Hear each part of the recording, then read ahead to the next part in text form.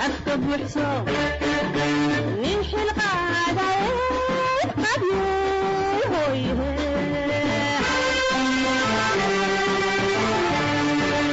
نمشي القاعدة قبيل هويه هاي صورة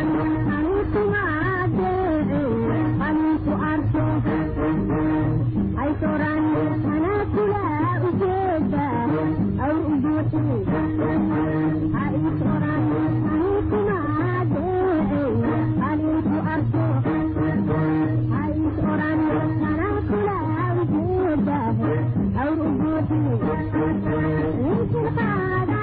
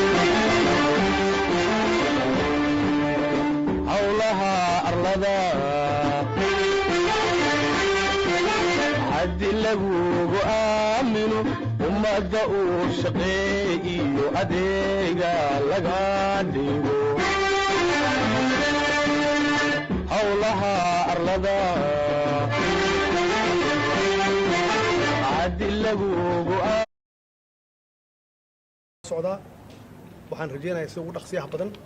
in lagu soo afjaro dhibaatada ay ciidanka shabaab iyo argixisada ee dalka ku hayaan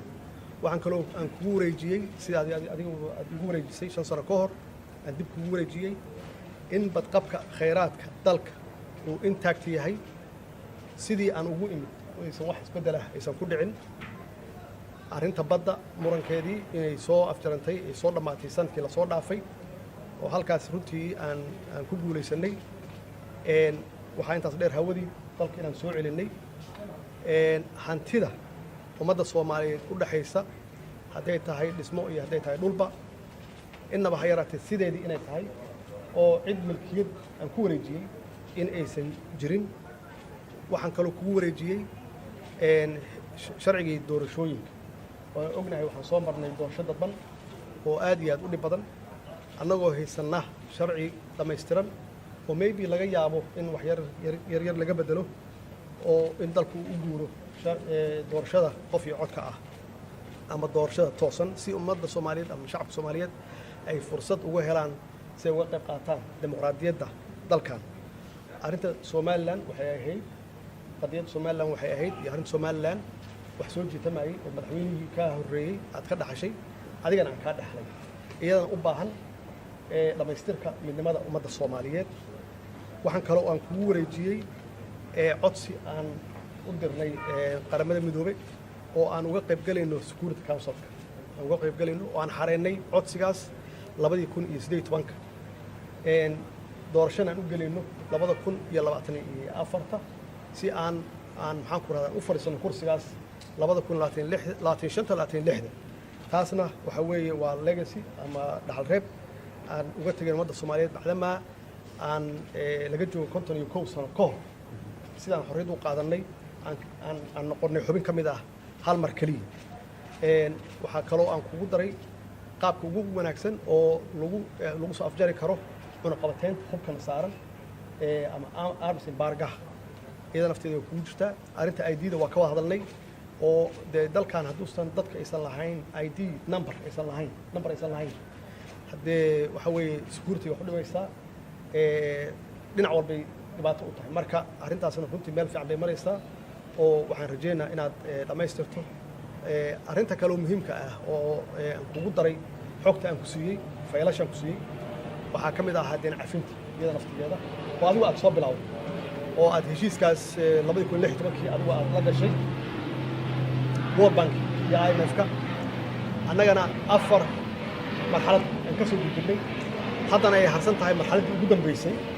oo insha Allah hadday hawshan socoto waa hubaa inay soconayso aad wadayso dhamaystirkeeda uu yahay sanadka soo socda markaasna ay deen cafintii meesha ugu fiican ay tegayso oo dalka laga cafinayo deemaha nalagu leeyahay oo soo taxnayd ilaa maalintaan xorriyadda qaadanay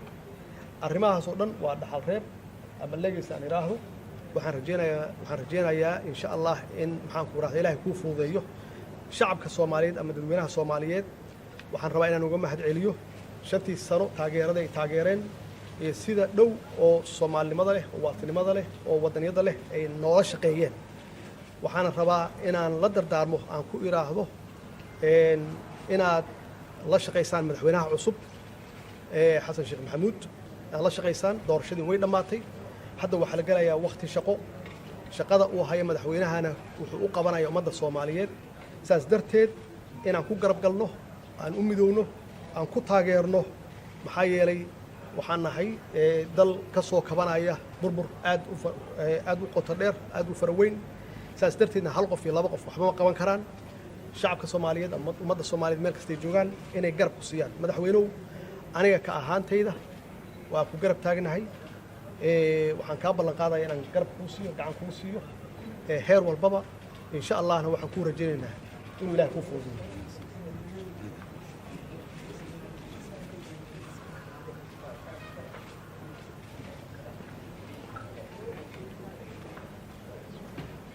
بسم الله الحمد لله والصلاة والسلام على رسول الله السلام عليكم ورحمة الله وبركاته مدحونا سيدو الشيغي maanta waa maalin oo taariikhi ah oo u baahan in aad iyo aad loo xuso loona xasuusto madaxweynuhu si tartiiba oo nidaam ah ayuu igu wareejiyey xilka dukumeentiyaasha iyo mashaariicda faylasha waaweyn oo madaxweynuhu ka hadloo dhan waan la wareegay dabcan waa tartiib ayaan dibdib wada akhrin doonaa wada fiirin doonaa wixii macluumaadahoo aan fahmi waayena dabcan walaalkii waa joogaa dibaan ula noqon doonaa waa weydiin doonaa laakiin faylashaas oo dhan maanta waa ka qaaday madaxweynaha sida ciidamada amniga khaasatan waa run ciidamada Eritrea jira muddo dheerna way naga maqnaayeen waana wiilasheennii waa ka shaqaynaynaa sida ugu dhaqsiya badan inay dalka u soo noqdaan oo ay dalkii dib u xoreyntiisa ay qaybta weyn oo ay ku leeyihiin ay ka qaataan waa ciidan Soomaaliyeed dalka Soomaaliya iska leh qofna ma lahayn dal kalena ma laha taasi waa halkaas inaha kale oo dhanna deyn cafintu way soo socotay haddana way socotaa waqtiyada madaxweynuhu uu sheegay waa waqti aad iyo aad loo rajaynayo inay ku dhammaato kuna dhammaan karto waana ka shaqaynaynaa haddii alla yidhaha inay ku dhammaato